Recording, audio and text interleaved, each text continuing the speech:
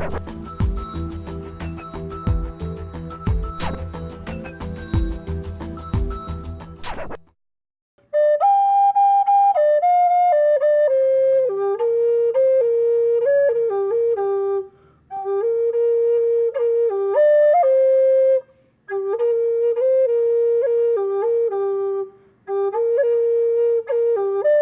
Premières Nations sont, bien malgré elles, exposées à des difficultés scolaires. Comment les Autochtones peuvent-ils s'y retrouver entre leur identité culturelle et l'éducation qui leur est donnée?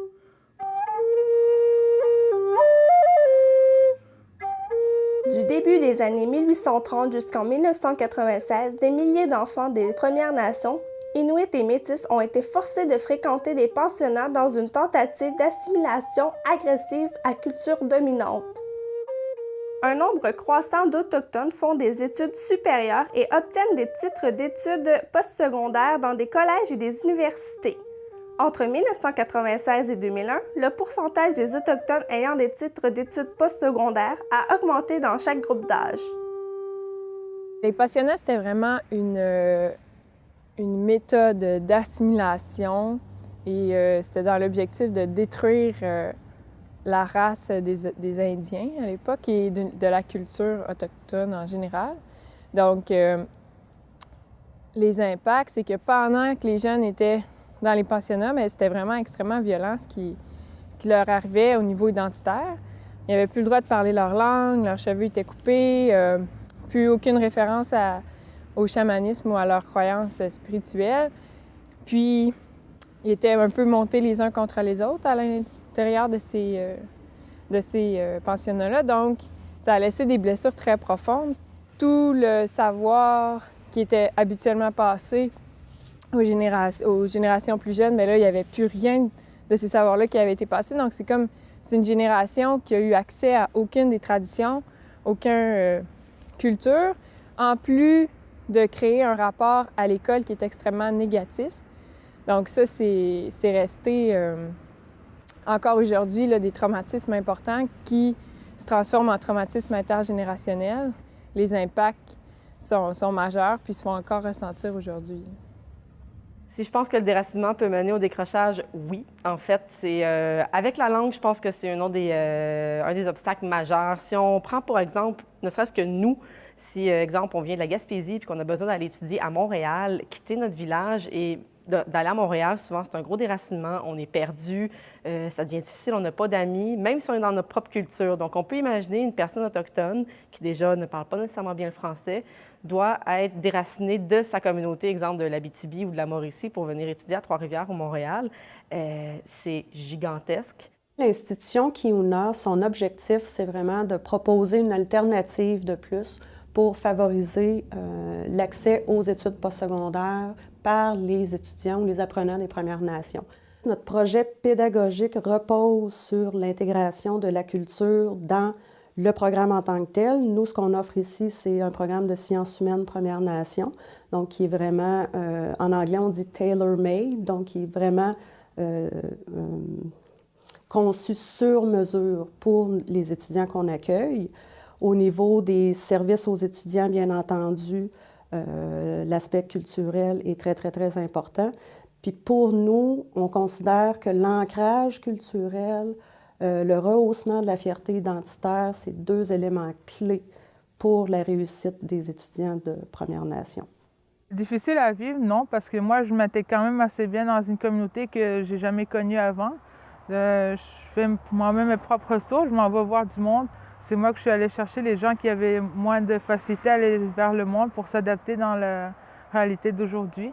Même dans une école autochtone, je trouvais que c'est quand même difficile d'aller chercher un Innu ou bien un Atikamekw ou quoi que ce soit, une nation d'autre, pour s'intégrer dans une même école tout ensemble. La différence entre venir ici et avoir habité chez moi, c'est la famille. Je m'éloignais de ma famille parce que j'étais vraiment... j'avais une famille unie chez moi. Puis mes enfants aussi, ils allaient voir leur grand-mère chaque jour. Puis rendu ici, ils ne pouvaient plus les voir. Puis je trouvais que leur comportement a changé parce qu'ils voulaient la voir justement. Puis le fait de venir ici pas vraiment... Tu connais pas vraiment le monde ici parce que tu viens d'arriver aussi, puis... Moi, ce que j'ai trouvé vraiment dur au début, c'était d'être dans le coin des champs de maïs. Parce que nous, à cette île, c'est comme il y a la mer, puis il y a la forêt. Ben, si tu veux te promener, ben, il y a la forêt. Tu t'en vas dans le bois un peu plus loin. Puis il y a beaucoup de lacs. Mais ici, j'en ai pas vu, on dirait. Là, c'était vraiment un champ de maïs. Puis il y avait aussi... les premiers jours, quand j'étais ici, j'avais comme pas d'amis. J'étais dans l'inconnu. Puis d'où que je viens, j'ai quand même déjà mon groupe d'amis. Ben, j'ai pas de difficulté à m'en faire, là. Mais après ça, c'était correct, là. Plus je m'adaptais, plus j'étais correct. Puis là, ben, je suis vraiment à ma place ici. Les programmes scolaires sont-ils adaptés aux Autochtones? Pas beaucoup, en fait. Les programmes scolaires sont en français ou en anglais. Quand les Autochtones viennent s'inscrire au cégep, à l'université ou même au secondaire, la plupart du temps, c'est dans une autre langue. Donc déjà, on part à un autre niveau. Ensuite de ça, souvent, culturellement parlant, ne sont pas adaptés non plus. Les Autochtones, si on regarde pendant la période de l'automne, comme en ce moment, c'est le temps de la chasse. Et pour eux, ça va être beaucoup plus important d'aller à la chasse que de rester à l'école. Pour nous, c'est pas quelque chose qui est compréhensible, mais ça fait partie de leur culture, ça fait partie de l'école. Ça fait partie de la scolarisation, mais version culture autochtone. Moi, vraiment, en français, j'ai de la misère, surtout à m'exprimer, là. Fait que durant mes cours de communication, comme ce qu'on fait en ce moment, puis j'ai comme de la misère avec mes fautes de français. Les fautes, mais pas vraiment les fautes d'orthographe, là, mais ouais, j'ai quand même de la misère à m'exprimer en français. Mais ça commence à aller mieux, là, plus je fais attention. Il faut vraiment travailler 2 fois plus que les francophones. S'exprimer verbalement en français, c'est très facile. Mais rendu à l'écrit, ça demande beaucoup d'efforts, surtout au niveau de l'expression. J'ai beaucoup de difficultés à m'exprimer en français, puis dans quel sens que j'aimerais que ça soit aussi, parce que je suis très perfectionniste, je crois. Parce que mon professeur n'arrête pas de dire « c'est correct, c'est le mot exact que tu dois utiliser ». J'avais des projets à donner durant la session. Moi, je les faisais en Innu pour débuter ma présentation. Ensuite, j'arrivais vers le français. Moi, je trouvais ça plus facile à me mettre à l'aise au début de mes présentations orales. Moi, j'ai décidé volontairement, j'ai demandé à ma mère, moi, je veux aller dans une école francophone pour mes premières années du secondaire. Fait que dans le fond, pour moi, c'était un défi, vu que c'est la première fois que je sortais de ma communauté, mais c'est comme ça que j'ai appris à parler le français couramment, à l'écrire, puis je suis quand même bonne, là, puis je m'organise.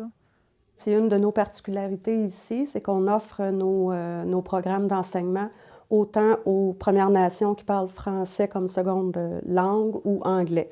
Donc, le programme d'enseignement est entièrement bilingue. Les services aux étudiants, toute l'équipe qui travaille ici offre tous les services dans les 2 langues qu'on dit officielles.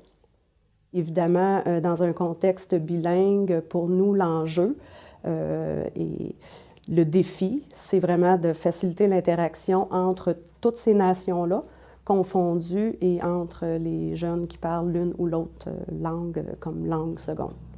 Ce que les centres d'amitié autochtones apportent aux Premières Nations, bien, en fait, ça apporte un milieu de vie, un milieu où est-ce qu'il y a une sécurisation culturelle. Ce que je veux dire par là, c'est que c'est un endroit où est-ce que les Premières Nations peuvent se retrouver et s'y sentir comme chez eux. Donc, y parler leur langue, vivre leur culture, se retrouver entre eux, créer un sentiment d'appartenance et un filet de sécurité.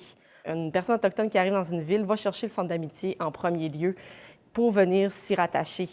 On sert aussi justement à promouvoir les cultures autochtones finalement, à faire des ponts aussi entre les peuples, donc briser les préjugés, briser l'ignorance. Fait que nous, on devient un peu comme un phare finalement dans la ville pour les Autochtones. On axe beaucoup sur la culture, parce que ça a été ça qui a été demandé. Donc, on a beaucoup d'activités au niveau culturel, des activités de perlage, des rassemblements culturels, des pique-niques à l'extérieur, beaucoup d'activités en groupe. On offre aussi de l'accueil, de la référence et de l'accompagnement. Beaucoup d'ateliers aussi au niveau de la défense des droits de logement, budget, ateliers sur le suicide. On y va large, en fait. Et finalement aussi, un milieu de vie. Donc, les gens peuvent venir y prendre un café, se sentir bien, jaser avec les intervenants ou avec les employés et passer du bon temps. c'est par l'intégration des aînés qu'on invite régulièrement à venir à la rencontre des étudiants. On valorise beaucoup aussi la transmission des savoirs culturels, traditionnels, intergénérationnels. Donc, quand les aînés viennent ici, c'est sûr que de façon implicite, ils sont là pour supporter, aider les jeunes à persévérer dans leur projet éducatif, mais aussi pour transmettre leur savoir. 2 fois par année, on a une semaine par session qui est dédiée à ce qu'on appelle les rassemblements des cultures. Donc ici, à l'intérieur de l'institution, on a quand même 9 nations sur 10 qui sont représentées ici.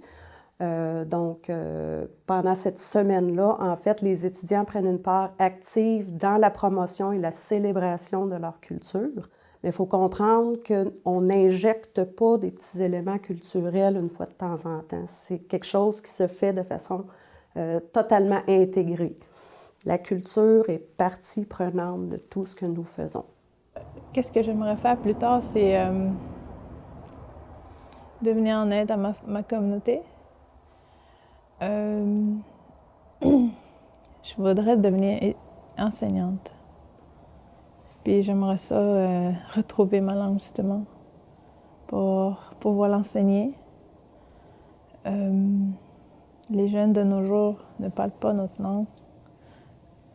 Puis ils la trouvent qui a moins de valeur.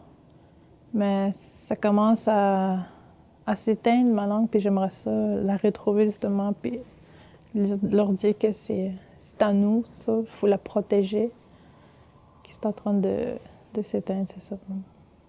Ma motivation ici, c'est premièrement que dans ma communauté, il y a deux grandes, mais plusieurs autres personnalités qu'on connaît maintenant, Ghislaine Picard, Stanley Bacon, puis j'en ai pas nommé d'autres, mais d'apporter une voix autochtone, surtout de ma communauté de Pélissamides, que moi, ça m'apporte une grande fierté, puis que ça m'apporte la motivation à devenir une de ces personnes-là aussi qu'on va reconnaître dans ma communauté, que ce ne soit pas juste quelqu'un d'autre que je vais nommer, mais que je pourrai nommer moi. Moi, j'ai fait quelque chose ici.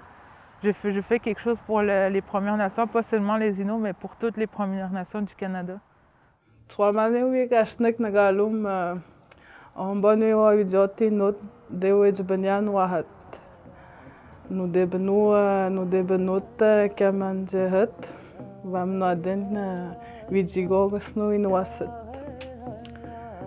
C'est ça.